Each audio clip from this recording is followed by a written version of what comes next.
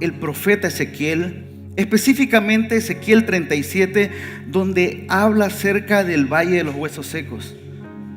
Pero antes de hablar, antes de comenzar, antes de escuchar lo que Dios tiene preparado, ¿qué tal si cerramos los ojos y le agradecemos a Dios y pedimos que Él obre en nuestra vida, Señor?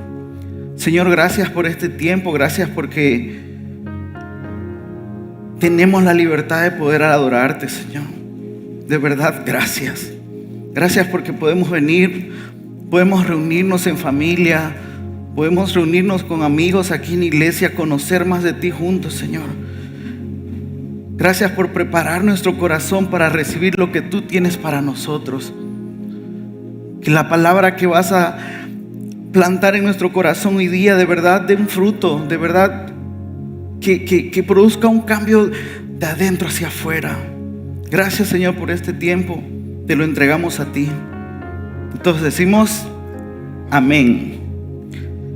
Antes de entrar a Ezequiel 37, déjenme que le explique un poquito el contexto para que podamos entender, ¿ok?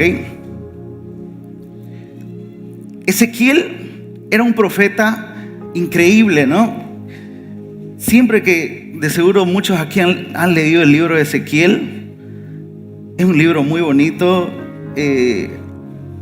Hay cosas muy locas cuando uno lee. Ezequiel era un profeta muy particular. Dios le mostraba visiones extremadamente fuertes, medias locas de entender, ¿no? Porque, por ejemplo, el capítulo 1 empieza diciendo visión. Vemos que Ezequiel tiene una visión de 4 seres vivientes, uno con un rostro de humano, otro con de un león, otro con un rostro de un buey y otro con un rostro de una águila. O sea, ahí empieza, ¿no? Ezequiel 1 empieza hablando de esa visión. Más adelantecito dice, ¿no? Y vi una rueda gigante y en medio había otra rueda, pero esas ruedas tenían ojos, decía, ¿no? Y vi un ser con múltiples alas, con ojos, tenía fuego por todos lados. Y así empiezan, ¿no? Las revelaciones, las visiones que tenía el profeta Ezequiel. Eran visiones así muy buenas, ¿no? Locango ver todas esas cosas. Dios le reveló a Ezequiel cosas muy profundas de parte de Dios. Pero ¿se imaginan que Ezequiel apareciera hoy en día y nos dijera, ¿no? Viene un hermanito, ¿no? No sabemos qué es Ezequiel. Y viene, te cuento que anoche tuve una visión. ¿Y qué viste? No, vi 4 hombres, uno con una cabeza de león, una de un buey, otro de águila. Uno era normal, dice, pero después vi unas llantas así con muchos ojos y adentro había otra llanta con muchos ojos. Y después vi como un ser con muchísimas alas que tenía un ojo enorme y que tenía fuego por todos lados. Pucha, nosotros dijéramos, este está loco, ¿no?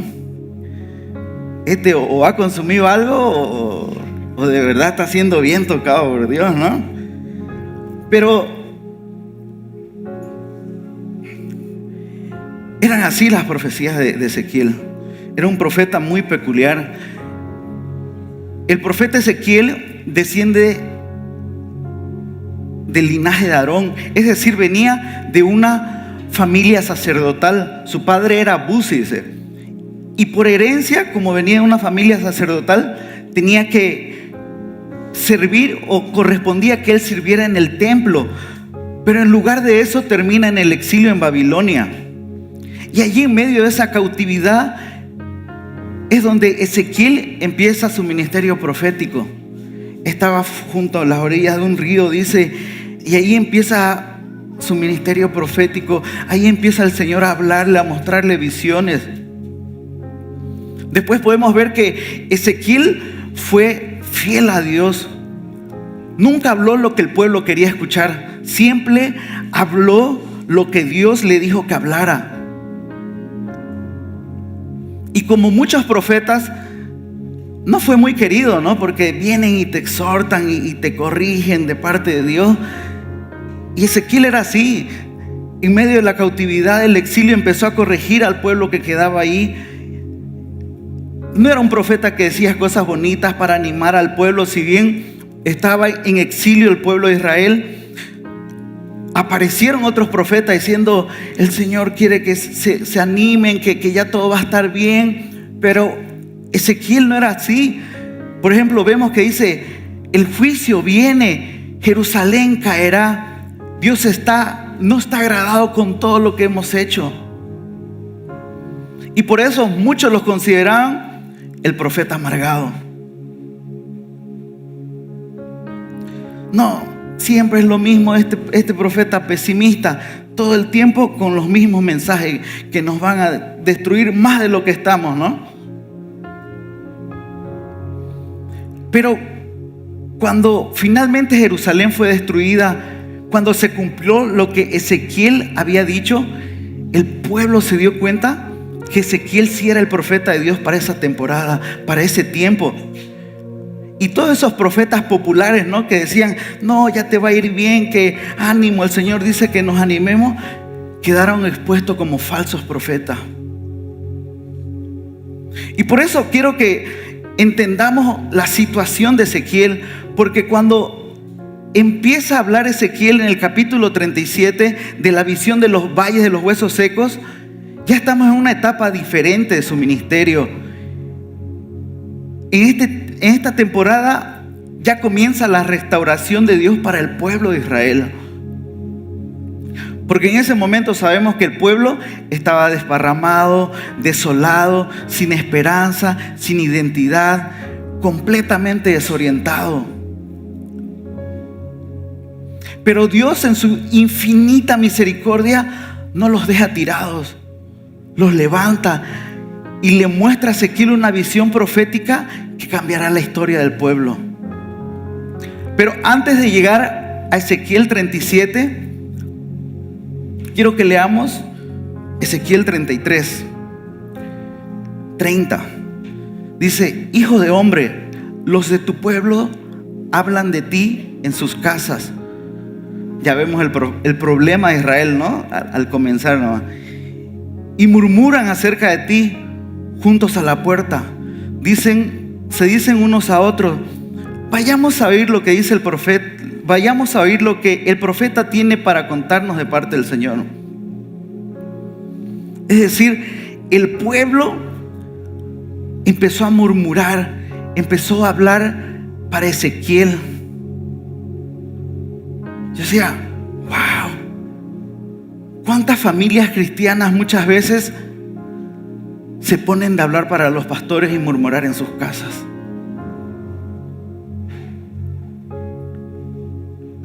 Porque ese era el problema. No querían creer lo que Dios decía de parte de Ezequiel y murmuraban contra Ezequiel, hablaban contra Ezequiel. Y muchas veces nos podemos comportar así. Hablar para nuestros profetas, hablar para nuestros pastores en nuestras casas.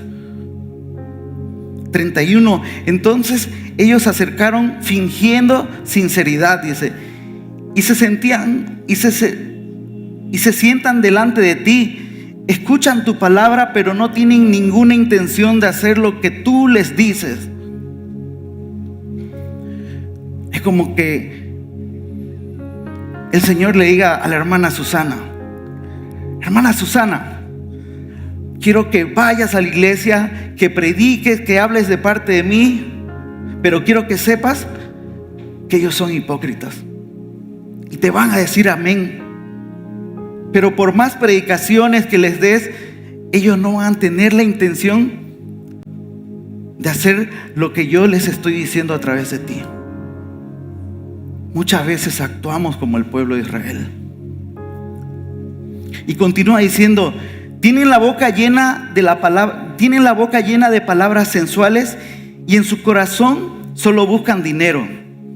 Les resulta muy entretenido como alguien que les canta canciones de amor a una hermosa voz o les toca buena música con un instrumento.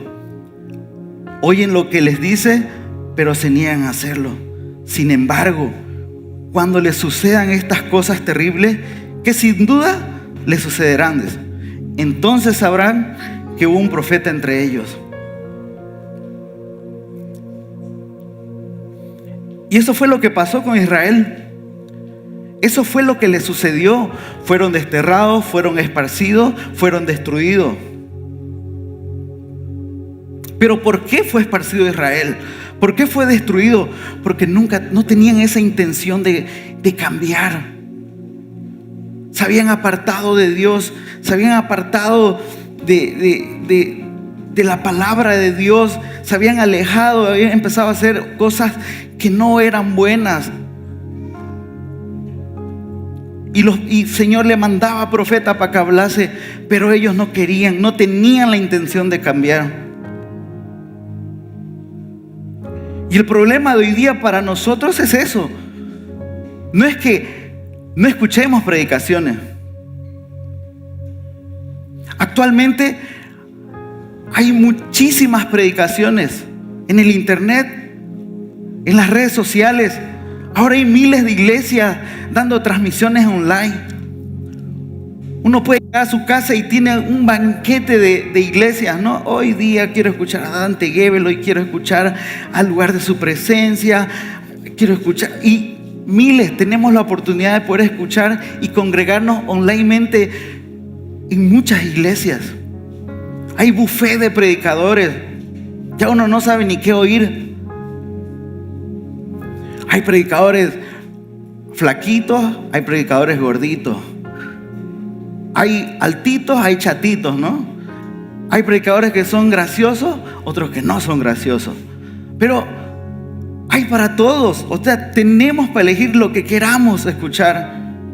Y muchos de ellos son buenos predicadores. Porque el problema no es que no hay una buena palabra. Hay buena palabra, mis hermanos. Hay buena palabra. Vamos a encontrar siempre una buena palabra de parte de Dios. El problema no son los predicadores. Muchas veces podemos escuchar a nuestro predicador favorito, al gran predicador, pero nos puede pasar lo que le pasó a Israel. Podemos escuchar al gran profeta que venga y nos dé una profecía. Podemos escuchar la predicación de nuestra vida, pero nuestro corazón puede estar como el corazón que estuvo Israel en ese momento.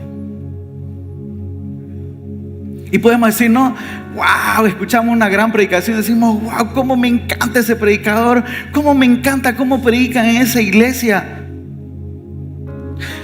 Wow, terminamos de escuchar una predica y decimos, qué mensaje tan tremendo escuché hoy día. Pero el problema es que no queremos cambiar nuestros malos caminos.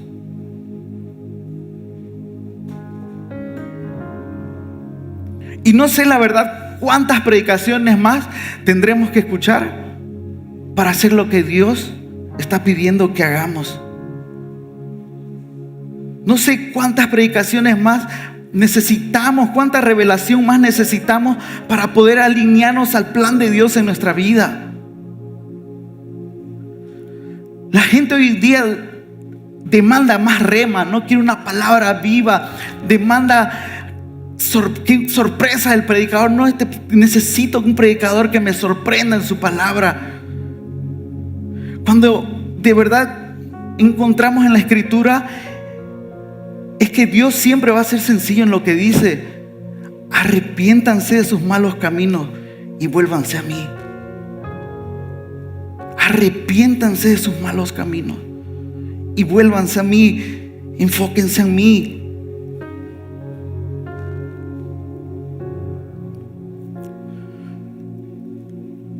Y lo que veo en Israel, y muchas veces lo podemos ver en nosotros, es que por más que nos traigan mucha palabra, vamos a buscar quizás todo el tiempo, ¿no? Una palabra que nos vuele la cabeza, una palabra que nos despeine, que nos vuelva loco, decir, wow, esta palabra era la que yo necesitaba escuchar. Pero en realidad no queremos todavía cambiar. No queremos cambiar, no queremos escuchar esa palabra que te diga que cambiemos, que nos transformemos, que de verdad vamos a otro nivel, pero en un cambio interior. Que nos arrepintamos de verdad de nuestros malos caminos. Y eso pasó con Israel. Ahora Israel está viviendo una desolación, está esparcido por todos lados, derrotado, tirado. En Ezequiel 37:11 dice eso. Dice, ellos dicen, nos hemos vuelto huesos viejos y secos. Hemos perdido toda esperanza. Nuestra nación está acabada. Esa era la realidad de Israel. Pero pese a que esa era su realidad, me encanta cómo es Dios. Porque si bien es un Dios que confronta, es un Dios que restaura. Amén. Y repita conmigo, Dios confronta, pero restaura.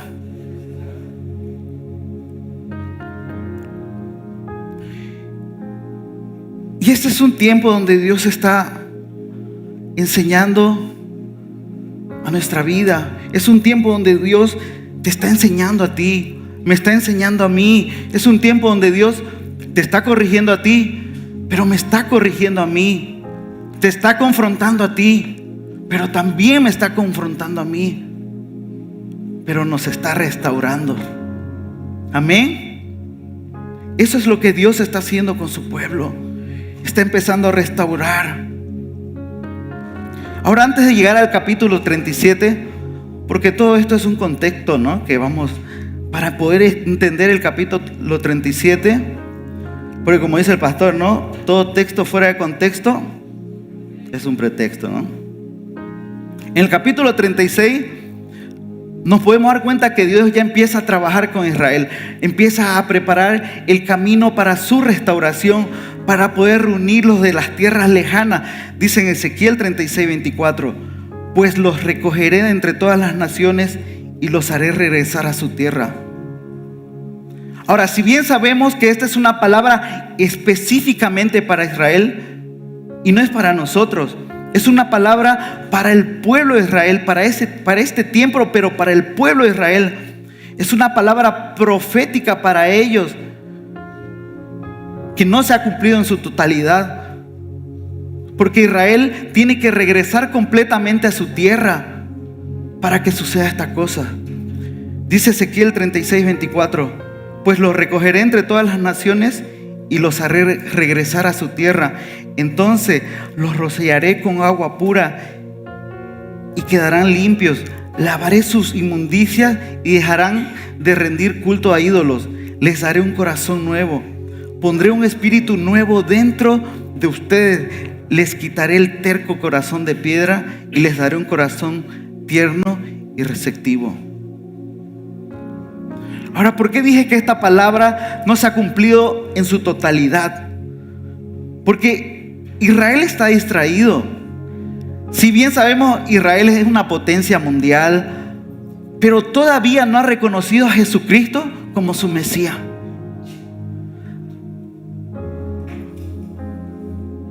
Todavía el Espíritu Santo vemos que no se ha derramado completamente sobre Israel. Como dice Joel 2:28, y derramaré mi espíritu sobre toda carne. Entonces en el capítulo 36 Dios va como que preparando, ¿no? Para entrar al capítulo 37. Le dice, te voy a dar un nuevo corazón, voy a derramar mi espíritu sobre ti, te los voy a traer de todas las naciones. Y ahí empieza el capítulo 37. ¿Qué tal si leemos juntos? Es la visión de los huesos secos. Ahora sí comenzamos, ¿ok?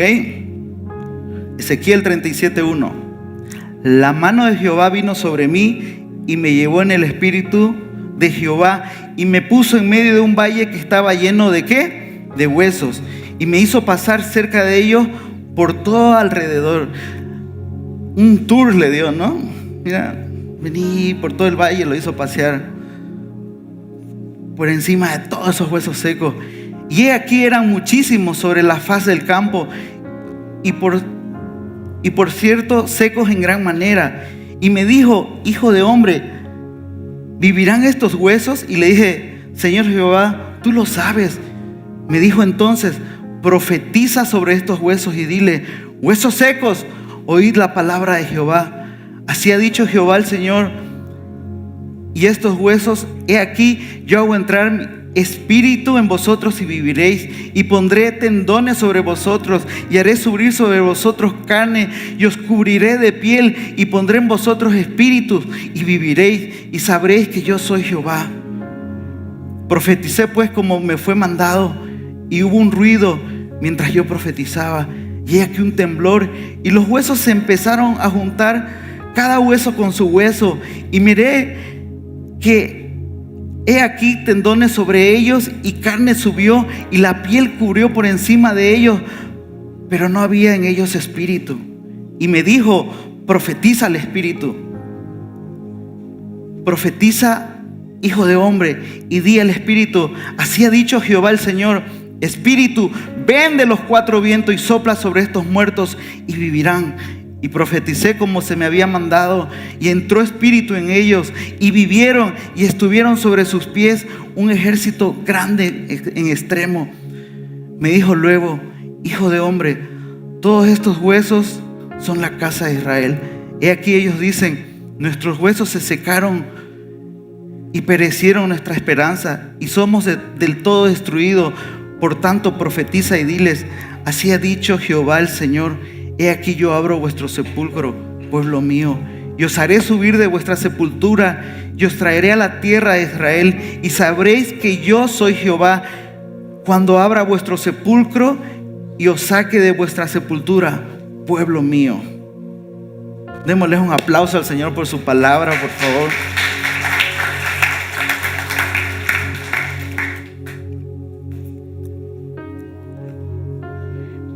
Qué cuadro tan impresionante, ¿no? Todo esto espectacular. Yo trataba de, cuando leía esta parte, cerrar un rato los ojos y poder imaginarme la visión de Ezequiel. Espectacular, impresionante. Yo me imagino a Ezequiel en medio de ese valle. Seguro estaba ya acostumbrado él, ¿no? Porque tenía visiones muy pro, y experiencias como esta era normal, ¿no? Hueso seco, tranquilo. Yo siendo Ezequiel me desmayaba. No sé ustedes, ¿no?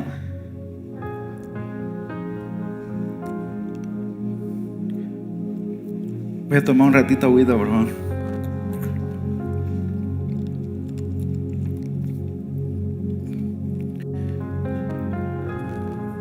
Yo digo, pucha, yo veo un esqueleto y ya, ay, ¿quién habrá matado eso, no? Me asusto. Pero me imagino y lo veo a Ezequiel, que empieza a ver un cráneo aquí, otro cráneo allá, empieza a ver una pierna aquí, otra pierna por allá, otro brazo por aquí, acá atrás otro cráneo, y todo esparcido, todo vuelto nada. Pero el profeta empieza a profetizar esto, y empieza a generarse, dice, un terremoto, y los huesos empiezan a reunirse, cada hueso con su hueso, se cubren los tendones, se cubre la piel, pero no hay espíritu en ellos. Y de nuevo profetizó, y entró espíritu en ellos, y se convirtieron en un ejército. Ahora vuelvo a repetir, teológicamente correcto, esta palabra es aplicada para Israel. Eso es una palabra enfocada para Israel.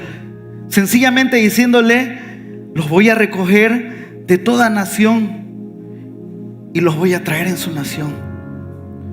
Pero esto no implica el hecho de que no vamos a aprender, de que no podamos sacar revelación que tiene para nosotros. Recuerden lo que dijo Pablo en 2 de Timoteo 3:16: toda escritura es inspirada por Dios, útil para enseñar, redarguir, para corregir, para instruir en justicia. Amén. ¿Qué tal si lo aplicamos a nosotros ahora? Así como los huesos secos, así como Israel estaba esparcido porque se habían apartado de Dios. El hombre que se aparta de Dios es un pedazo de hueso seco. Muchas veces venimos a la iglesia, pero nuestro corazón está apartado de Dios y nos sentimos en ese valle de hueso seco. El hombre sin Cristo es un pedazo de vida, pero que está muerta. Caminan, pero están muertos. Sí, respiran, pero no viven. Hablan, pero están completamente muertos.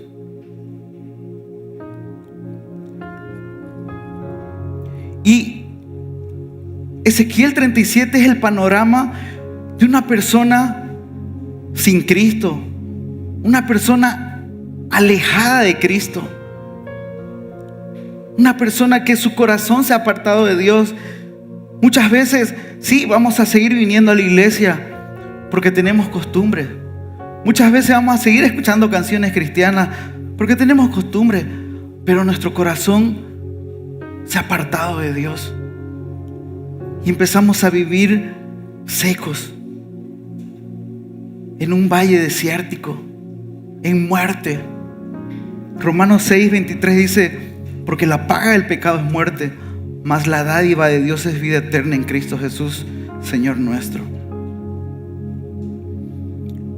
El hombre alejado de Cristo en nada difiere en los huesos secos de Ezequiel 37. El hombre sin Cristo, el que se ha alejado, el que ha apartado su corazón, su camino de Él, en nada difiere en este cuadro de huesos secos, en este valle lleno de huesos, de sequedad, de muerte, sin esperanza. Pero hoy quiero resaltar algunos puntos importantes. Y el primero es que la iniciativa viene de Dios. Amén. Ezequiel 36:22 dice: por eso adviértele al pueblo de Israel que así dice el Señor omnipotente: voy a actuar. Es más, Él ya está actuando en nosotros. Y continúa diciendo: no, pero no por ustedes, sino por causa de mi santo nombre, que ustedes han profanado entre las naciones por donde han ido. Ustedes se portaron mal, pero yo voy a actuar. Porque Dios tiene una iniciativa por honrar su propio nombre. Todo lo que hace Dios desde la restauración del hombre, desde la creación hasta el Génesis, hasta el Apocalipsis, es para exaltar su nombre. Amén. Por eso cuando nosotros entendemos el propósito de Dios con nosotros, entendemos que nuestra vida, que lo que vivimos es para exaltar su nombre.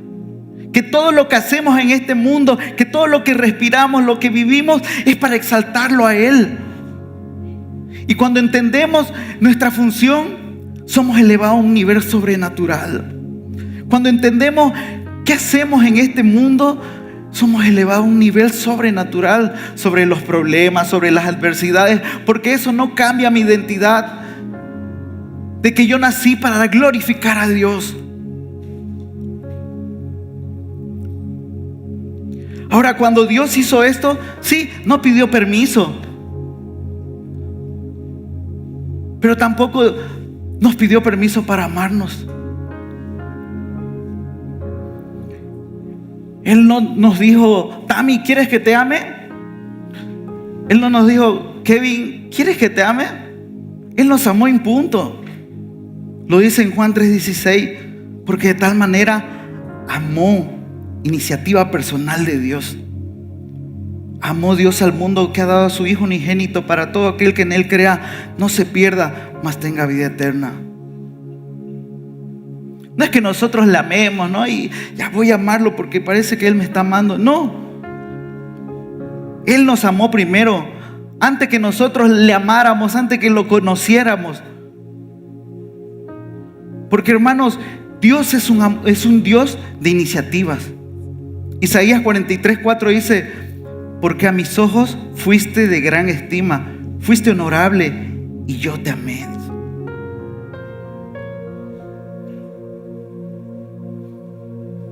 Si alguien alguna vez se ha preguntado, no, ay Señor, ¿por qué me amaste? ¿Por qué me amas?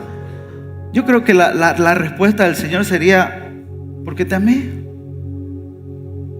Lo decidí amarte. Sí, tú no merecías mi amor. Tú no te ganaste mi amor. Yo te amé porque te amé, nos dice el Señor. Por eso nos restauró. Por eso restaura nuestra vida, nuestro corazón. Por eso envió a Jesucristo a morir en una cruz por nosotros, para juntar los pedazos muertos y darnos una nueva vida. ¿Lo creen? Efesios 2:5 dice: aunque estamos nosotros muertos en pecado, nos dio vida juntamente con Cristo. Por gracia sois salvos. Y juntamente con Él nos resucitó y asimismo nos hizo sentar en lugares celestiales con Cristo Jesús. Él no nos preguntó, simplemente extendió sus brazos de amor y nos dijo: te amo, te voy a levantar, te voy a restaurar. Simplemente te voy a sacar de la muerte. Porque Dios es así. Dios es un Dios de amor. ¿Cuántas veces no le hemos fallado? ¿Cuántas veces no hemos metido la pata? No hemos cometido millones de errores. Pero Él siempre tiene la iniciativa de amarme. Porque, familia, no hay nada extra que podamos hacer para ganar más el amor de Dios. Él ya nos amó. Él ya te amó. Lo que haga yo no voy a hacer que Él me ame más o menos. Él ya nos amó. Así como tuvo la iniciativa de recoger a Israel de las naciones, así también tuvo la iniciativa con nosotros de enviar a Cristo por nosotros, de resucitarnos juntamente con Él y ahora sentarnos en lugares celestiales. Todo eso porque me ama. A ver, digamos todos juntos: todo eso porque me ama. Todo porque les ama, porque me ama. Punto número 2. Hay poder en la palabra de Dios. Ezequiel está en medio del valle de huesos secos. Y de nuevo, ¿no? Yo soy una persona muy imaginativa, creo. Y cuando leo historias así, trato de transportarme, ¿no?, al lugar. Y cuando leí Ezequiel 37, era mi imagen algo así, ¿no? Como que Ale, vení, ayúdame por favor. Aarón, ya que están cerquita, échense ahí, porfa. O vos échate aquí y el otro aquí. Uno más aquí me puede ayudar. Mateo, vení. Échense. Están muertos, son los huesos secos de ustedes. Aquí al ladito de... Pero te caigas, man. No se muevan, son huesos secos, no tienen vida, ¿verdad? Obviamente ya están unidos, ¿no? Pero Ezequiel está ahí en medio del valle, están todos muertos. Dios le dice: profetiza sobre los huesos. Qué loco, ¿no? Muchos, si fuéramos Ezequiel, diríamos: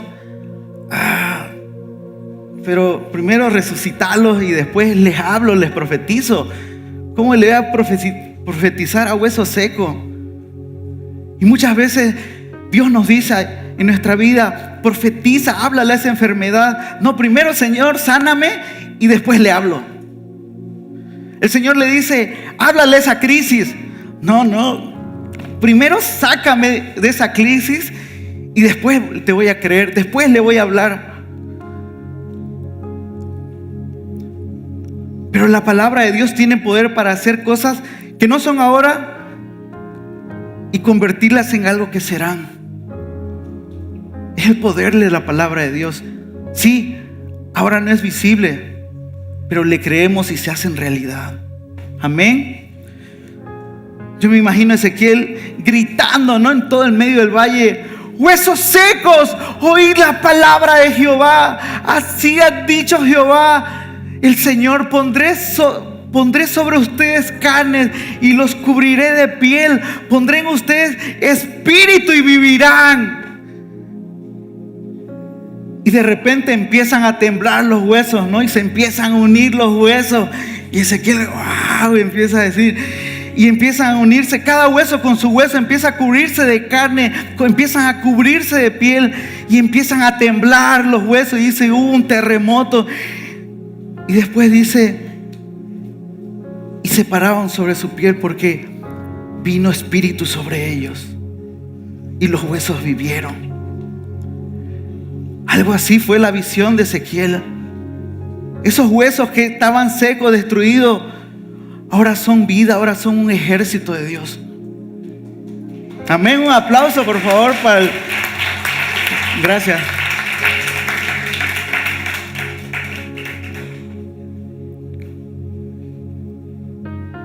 Ahora, ¿dónde estaban estos huesos secos?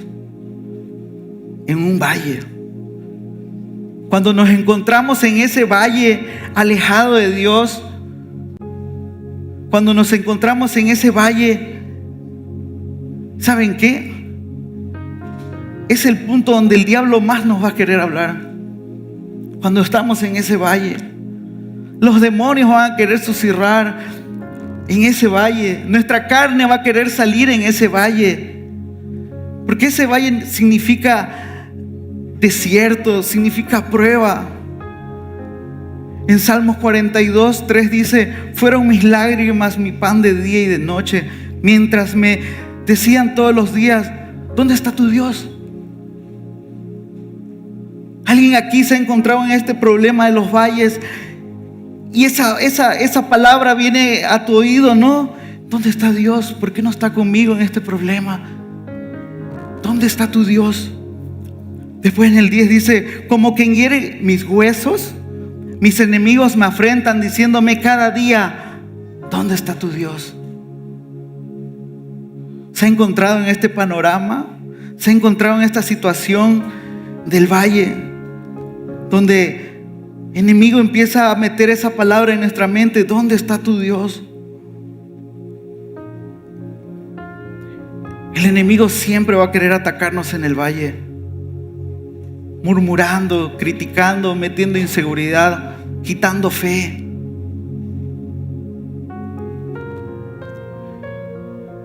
Pero ese tiempo no es para escuchar al diablo. Ese tiempo de valle no es para, ese tiempo de crisis no es para que escuchemos la voz del diablo, la voz del enemigo. Es un tiempo para hacer dos cosas: escuchar y hablar la palabra de Dios. Hebreos 4:12 dice: porque la palabra de Dios es viva y eficaz y más cortante que toda espada de dos filos, y penetra hasta partir el alma y el espíritu y las coyunturas y los tuétanos, y discierne los pensamientos y las intenciones del corazón. Yo cuando leí este versículo nunca entendía por qué mete referencia a coyuntura, tuétano. Pero ¿saben qué es la coyuntura? Es la que une los huesos. Y me traía la imagen eso, ¿no? Cuando los huesos se empezaron a unir, porque la palabra de Dios, porque Ezequiel profetizó la palabra de Dios. Por eso dice las coyunturas, porque eso es lo que une los huesos, y empezó a afectar a las coyunturas. ¿Y saben qué son los tuétanos? El tuétano es lo que alimenta y vivifica el hueso desde adentro. ¿Quiénes les gusta comer churrasco y todo eso? ¿Han visto que ahora sirven un pedazo de costilla de hueso y hay como una grasita, como una masa ósea que está ahí, ¿no ves? Que es rica, ¿no? Uno lo pone ahí en la parrillita y se empieza a hacer. Ya, eso es el tuétano, para que tengan idea y sepan qué comer al salir de aquí. Por eso la palabra de Dios afecta a los tuétanos, también las coyunturas. Eso fue lo que pasó en Ezequiel 37. La palabra de Dios empezó a unir los huesos, comenzó a sanar los cuerpos. Y es eso, hermanos. Solo la palabra de Dios nos va a dar la victoria en ese valle que nos encontramos. Cuando estemos en medio del valle, o de seguro si estamos pasando, estamos saliendo, solo la palabra nos va a dar la victoria en medio de ese valle. Jesús venció a Satanás en el desierto. ¿Con qué? Con la palabra de Dios. Cuando estemos en esta prueba, cuando estemos en esta circunstancia, escuchemos la palabra de Dios y declaremos la palabra de Dios. Ezequiel dijo: profeticé como se me dijo. Escuchó la palabra de Dios, declaró la palabra de Dios. Amén. Tercer punto: solo el Espíritu es el que nos da vida. Ezequiel 37, 7 y 8. Profeticé pues como se me fue mandado, y hubo ruido. Mientras yo profetizaba, he aquí un temblor, y los huesos se juntaron, cada hueso con su hueso. Y miré aquí tendones sobre ellos, y carne subió, y la piel se cubrió por encima de ellos, pero no había en ellos espíritu. Es interesante. La palabra hueso en el hebreo es etzen, que significa capacidad, fuerza, vigor, talento. Aunque los huesos se restauraron y ya estaban completos, aunque tenían capacidad, aunque tenían fuerza, ya tenían vigor, ya tenían talento, no había espíritu en ellos. Pero después dice, no, hubo un temblor, un terremoto, un ruido. Porque hay gente que vive solo de eso, ¿no? De terremotos, de ruidos.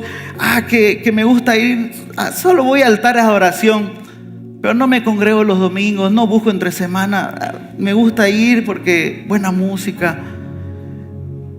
Y piensan que su vida cristiana es eso, ¿no? Es solo ir a lugares donde hay eventos cristianos y congregarse ahí y después olvidarse de Dios. Pero por dentro siguen vacíos. Venimos a la iglesia los domingos, pero el corazón de muchos sigue vacío. Leemos un libro de un escritor cristiano, póngale incluso, ¿no? Pero seguimos vacíos. Vamos, buscamos consejería porque no entendemos, pero seguimos vacíos. ¿Qué hago, no? Entramos a YouTube y empezamos a buscar 500 prédicas en un día y nos escuchamos todo el día prédicas, ¿no? Pero seguimos vacíos. Y el problema es que esos libros nunca va a llenar nuestro corazón. El problema es que las prédicas no nos van a llenar. El venir a cantarle un domingo y después olvidarnos, eso no nos va a llenar. Porque lo único que nos va a llenar es un encuentro con Espíritu Santo. Es cuando somos llenos de su Espíritu, cuando el Ruja de Dios se mete en nosotros. Por eso dice, ¿no? Entonces el profeta comenzó a profetizar y dijo: Espíritu, ven de los cuatro vientos y sopla sobre estos muertos y vivirán. Y profeticé como se me había mandado, y entró espíritu en ellos y vivieron, y estuvieron sobre sus pies, y un ejército grande en extremo. La palabra espíritu en hebreo es ruhat. No sé si lo estoy diciendo bien, pero es eso. Que significa viento recio de Dios, fuente de vida, movimiento y poder. Esa palabra ruhat, ese Espíritu Santo, ese viento, fue el que creó al hombre. Ese soplo de Dios, ese aliento de vida, es ruhat. Dice, ¿no? En Génesis, y formó pues Jehová Dios al hombre y sopló en su nariz aliento, de nuevo ruhat, de vida, y fue el hombre un ser viviente. Ese ruhat fue el que Dios hizo para que inspirara todas las escrituras. Ese viento de Dios fue el que inspiró todas las escrituras. De nuevo, segunda de Timoteo Toda escritura es inspirada. Inspirada, su traducción es ruaj, por Dios, y útil para enseñar, redarguir, corregir e instruir en justicia. Podemos ver ese viento recio, de nuevo ese ruaj de Dios en Éxodo 24, cuando fue y abrió el mar rojo y separó las aguas. Éxodo 14 dice 21, entonces Moisés extendió su mano sobre el mar y el Señor hizo que este se retirara con un fuerte viento, ruaj, del oriente y separara las aguas, y quedaron las aguas divididas. Es el mismo ruaj. ¿Por qué ruaj? Porque esa es su traducción en hebrea, ¿no? Porque en el griego ya es neuma, ¿no? Pero es lo mismo, es la misma definición. Dice, y vino un viento recio y se metió, Hechos 2:2, y de repente vino un viento recio, un estruendo como de viento, ruaj, recio que soplaba, el cual llenó toda la casa donde estaban sentados. Ese es el ruaj del Espíritu Santo, el ruaj de Dios, que es Espíritu Santo. Ese es el que actúa en nuestras vidas, el que actuó desde siempre. Y vimos en Ezequiel, hubo movimiento en el valle, hubo terremotos, se unieron los huesos, pero no había vida. Muchas veces este es el reflejo de nuestra vida. Ruido, terremoto, predicaciones tras predicaciones. Ya por costumbre vamos a nuestras casas y ponemos, ¿no?, las predicaciones que nos gusta escuchar de nuestros predicadores favoritos. Concierto aquí, reunión allá, pero no hay espíritu. Y el Espíritu de Dios, ese ruaj que trabajó desde el inicio, desde la creación del hombre, desde el soplo de vida hasta ahora, ese Espíritu hay para cada uno de nosotros. Y como dijimos al comienzo, sí, esta es una palabra profética que Dios habló para Israel en este tiempo, pero se cumple en nosotros. ¿Sabes por qué? Porque Ezequiel 37:14 dice, y pondré mi espíritu en vosotros y viviréis, y os haré reposar sobre vuestra tierra, y sabréis que yo Jehová hablé y hice, dice Jehová. En ese tiempo el espíritu no se metía en la gente. En ese tiempo el espíritu venía sobre las personas para tareas específicas. Pero Dios desde acá, desde Ezequiel, nos dice, y pondré espíritu en ustedes. Sabemos que Espíritu Santo entró en nosotros cuando Jesucristo fue ascendido en gloria y mandó a Espíritu Santo. Y desde ahí Espíritu Santo sí empezó a morar con nosotros, pero ahora está en nosotros. Jesús dijo en Juan 6:36, el Espíritu es el que da vida, la carne para nada aprovecha. La palabra que yo os he hablado son espíritu y son vida. Es hora de fortalecer nuestra comunión con el Espíritu.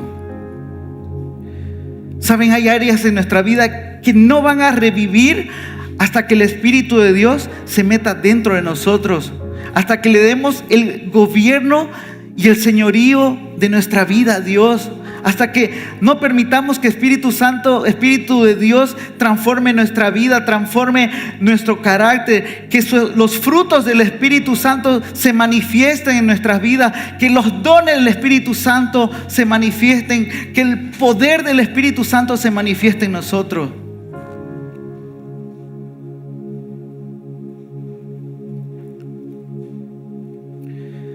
Porque es el Espíritu el que nos da vida. ¿Lo creemos? Punto número 1 dijimos, ¿no? La iniciativa viene de Dios. Punto número 2, hay poder en la palabra de Dios. Punto número 3, solo el Espíritu es el que nos da vida. Y punto número 4, es tiempo de activar nuestra vida. Un tiempo de activación. Y quiero que la alabanza vaya pasando, por favor. Ezequiel 37:10. Y profeticé como me había mandado, y entró espíritu en ellos, y vivieron y estuvieron sobre sus pies un ejército grande en extremo. Sabemos que Israel regresaría a su tierra y tendría que movilizarse para eso, para regresar a su tierra. Hoy somos nosotros ese Israel espiritual que Dios está activando en un tiempo de crisis, en un tiempo ya difícil. Hay un remanente de Dios que está siendo alineado en este tiempo de crisis. En este tiempo donde hay mucha incertidumbre en nuestra vida. Pensamos que el país se va a ir abajo, otra vez el MAS va a ir, ¿no? Al gobierno, ¿no? ¿Qué pasará? Decimos, Andrónico, no. Decimos,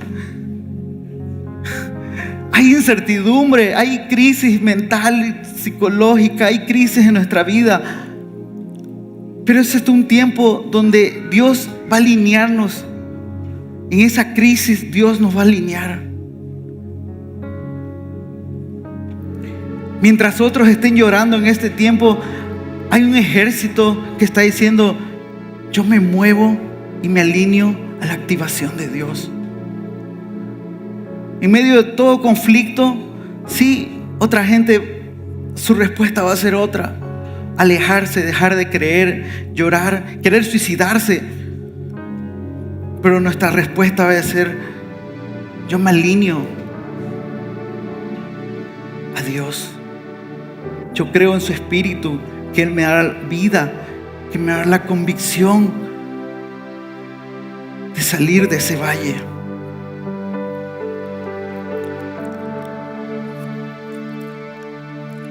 No sé la crisis que estén pasando, no sé qué pruebas estén pasando. Ese tiempo de valle que están pasando, la verdad no lo sé. Pero algo sí les aseguro, que para los hijos de Dios es un tiempo de gloria para Dios. Es un tiempo donde Dios se va a glorificar en nuestras vidas. Cuando estemos en ese valle de huesos secos y nos sintamos que ya estoy muerto, igual que cada hueso, recordemos la promesa de Dios en nuestras vidas y creamos en su Espíritu. Él nos va a dar vida. Solo con Él podemos salir vivos y guerreros de ese valle.